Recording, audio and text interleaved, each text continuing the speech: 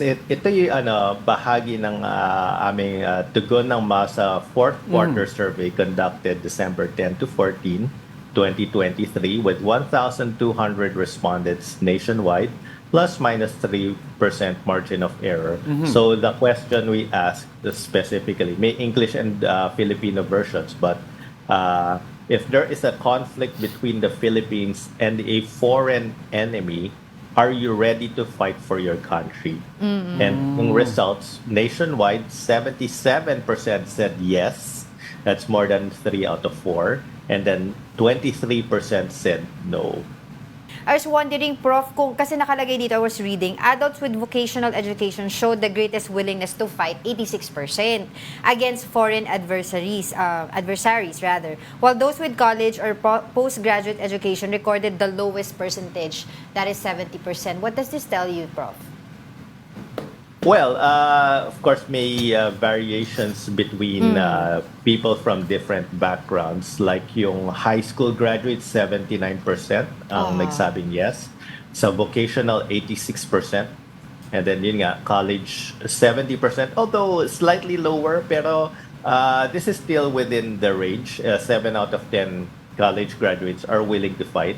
Actually, pag titingnan natin yung breakdown, some other interesting points. Although higher sa males, 82% nagsabing yes. Females, 72%.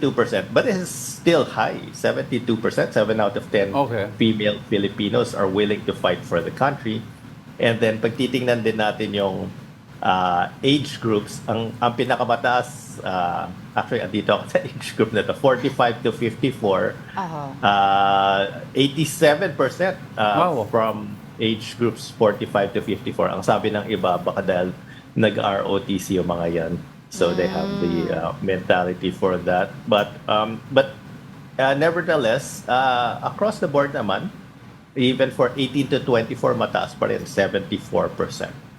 So you're saying, Prof, that the older the respondent, mas mataas ang sense of nationalism or patriotism. Another question ko, Prof, also is, what was the process? Paano po nag-process ang survey nyo? And what prompted you to go through with this kind of a survey? Yes. Yung first question mo, not necessarily na the older. Kasi actually, pag 65 to 74, 69% na lang nagsabing yes. But of course, baka, maliit na lang makakontribute nila din. Baka they're aware of that then.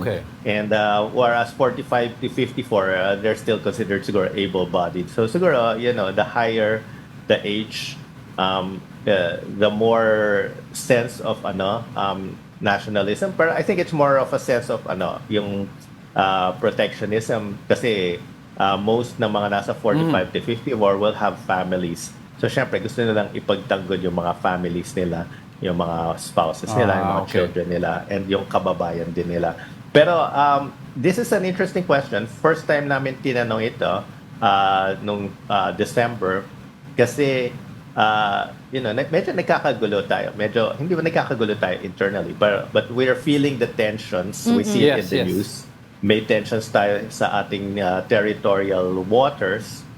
And yung isang nag-inspire dito is because yung Ukraine, nung ginera sila ng Russia, they're a much smaller country. And most people, ang perception ng mga analysts is that yung Ukraine is overmatched by Russia. And they expected that, the conflict will be over quickly. Pero hindi.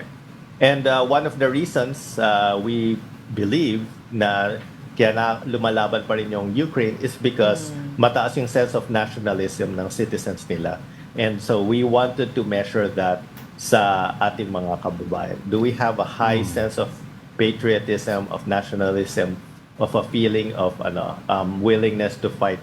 And yun, masaya naman ako to report that we are seeing, more than 3 out of 4 Filipinos are willing to fight for the country. That's what I'd like to ask lang, quickly lang before we go over to Angel Prof. Now, you guys use the word, are you willing to fight for the country? Now, was the word fight defined, or is it understood fight, you mean the armed conflict?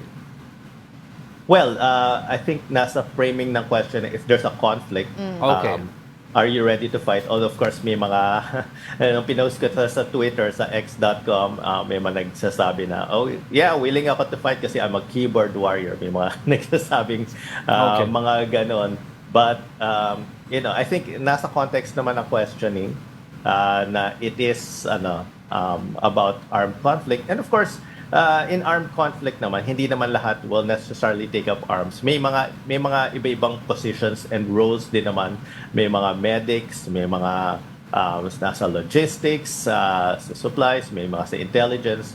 And what we get also out of this is that hindi naman necessarily na yung mga Filipinos are aggressive. In Yes. fact, wala namang sinasabi dito na gusto nating makipaggera. Ang sinasabi lang is, are you willing Willing to Will. defend? Oh. So Okay. it's more about defense. It's not about instigating conflict or yun nga. But it's more about kung nilusob tayo or may tensions, paglalaban ba natin yung bansa natin? How can this be useful? Ito pong survey na ginawa po ninyo recently.